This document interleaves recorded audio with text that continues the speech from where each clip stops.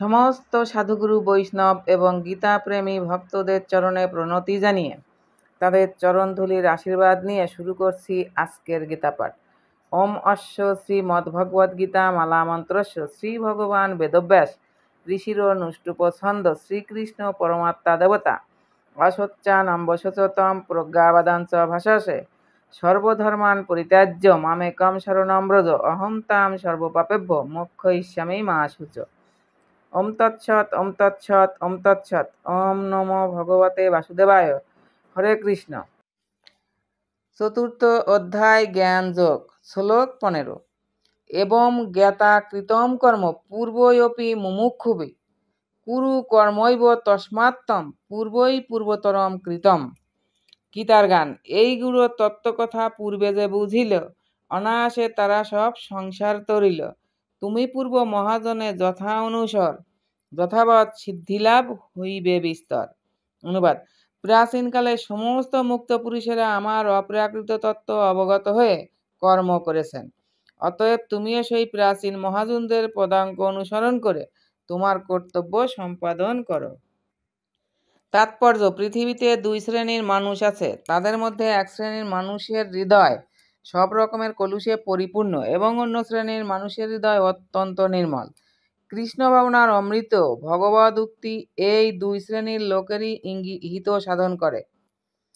যাদের হৃদয় কলুষে পরিপূর্ণ তারা বিধি ভক্তির অনুশীলন করে তাদের হৃদয়কে পরিষ্কার করতে পারে, তাদের হৃদয়ের আবর্জনা দূর করতে পারে। আর যাদের হৃদয় ইতিমধ্যেই পবিত্র হয়ে আছে তারা কৃষ্ণ ভক্তি অনুশীলন করার মাধ্যমে আর সকলকে কৃষ্ণ ভক্তি লাভ করার শিক্ষা দান করতে পারে। যারা মূর্খ অথবা যাদের মনে কৃষ্ণ ভক্তির পূর্ণ প্রকাশ হয়নি তারা অনেক সময় মনে করে সব রকমের কাজকর্ম পরিত্যাগ করে নির্জনে ভগবত ভজন করাটাই হচ্ছে পরমার্থ সাধন করার পন্থা। কিন্তু এই ধারণাটি ভ্রান্ত। কুরুক্ষেত্রের রণাঙ্গনে অর্জুন যখন কর্তব্যকর্ম পরিত্যাগ করে বনবাসী হওয়ার বাসনা প্রকাশ করেন তখন শ্রীকৃষ্ণ তাকে তা থেকে নিরস্ত করেন। আমাদের কেবলমাত্র জানতে হবে কিভাবে কর্ম করতে হয়। কৃষ্ণ ভক্তির ভান করে কর্তব্যকর্ম ত্যাগ করাটা মূঢ়তা। যথার্থ কৃষ্ণ ভক্তি হচ্ছে ভগবান শ্রীকৃষ্ণের সেবা করার উদ্দেশ্যে সব রকম কাজকর্ম করা। তাই ভগবান অর্জুনকে নির্দেশ দিয়েছিলেন কৃষ্ণ ভক্ত মহাজনদের পদাঙ্ক অনুসরণ করে ভগবত ভক্তির অনুশীলন করতে। ভগবান ত্রিকালজ্ঞ, তিনি অতীত বর্তমান ও ভবিষ্যতের সমস্ত কথাই জানেন। তার ভক্তেরা কখন কিভাবে তার সেবা করেছেন সেই কথা তিনি কখনো ভোলেন না। তাই তিনি সূর্যদেব বিবর্ষণের উদাহরণ দিয়ে অর্জুনকে তার পদাঙ্ক অনুসরণ করতে বলেন। এই বিবর্ষণকে 12 কোটি বছর আগে ভগবান নিজেই ভগবদ্গীতার তত্ত্বজ্ঞান দান করেছিলেন। এই সমস্ত ভগবত ভক্ত মহাজনেরা সকলেই মুক্ত পুরুষ এবং তারা সকলেই সর্বক্ষণ শ্রীকৃষ্ণের নির্দেশ অনুসারে তার সেবায় রত।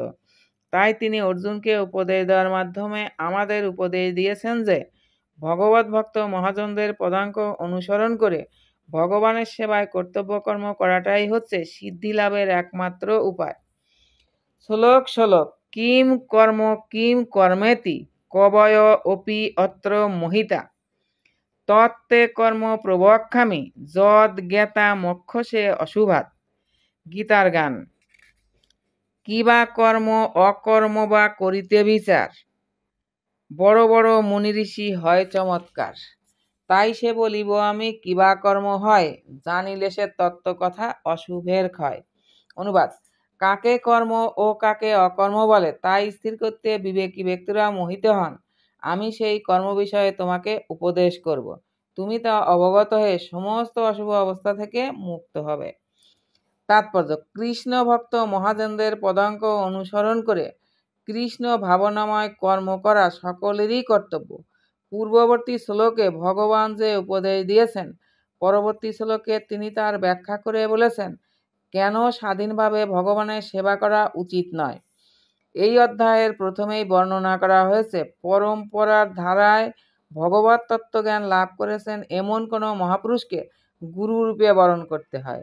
ভগবান নিজেই ভগবত তত্ত্বজ্ঞান সর্বপ্রথমে সূর্যদেব বিবর্ষণকে দান করেন। সেই তত্ত্বজ্ঞান বিবর্ষণ তার পুত্র মনুকে দান করেন।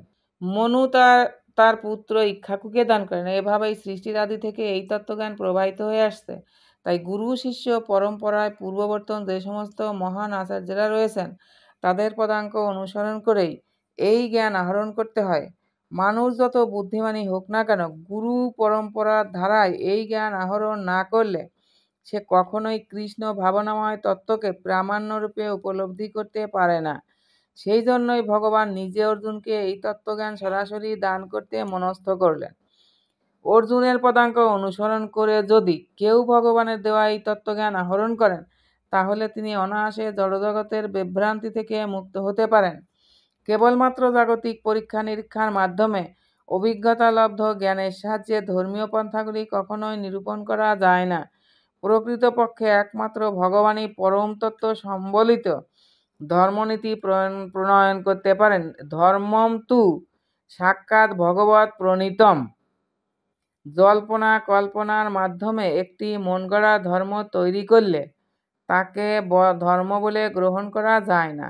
ব্রহ্মা, শিব, নারদ, মনু, কুমার, কপিল, প্রহ্লাদ, ভীষ্ম, সুখদেব গোস্বামী, যমরাজ, জনক, বলি মহারাজ আদি মহাজনদের পদাঙ্ক অনুসরণ করে আমাদের ধর্মের প্রকৃত তত্ত্বজ্ঞান লাভ করতে হয় এবং তা অনুশীলন করতে হয়।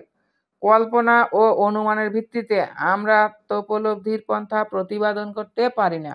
তাই ভগবান তার অহৈতুকী কৃপার বশবর্তী হয়ে সরাসরি অর্জুনকে সেই জ্ঞানের মাধ্যমে তিনি আমাদের বুঝিয়ে দিয়েছেন যে শুধুমাত্র কৃষ্ণ ভাবনা অনুশীলনের মাধ্যমেই আমরা এই জড়জগতের বন্ধন থেকে মুক্ত হতে পারি। আবারও সকল ভক্তদের চরণে প্রণতি জানিয়ে আজকের গীতাপাঠ এখানেই সমাপ্ত। হরে কৃষ্ণ কৃষ্ণ কৃষ্ণ হরে হরে, হরে রাম রাম রাম হরে হরে। জপ হরে কৃষ্ণ হরে রাম, নিতাই গৌর রাধেশ্যাম।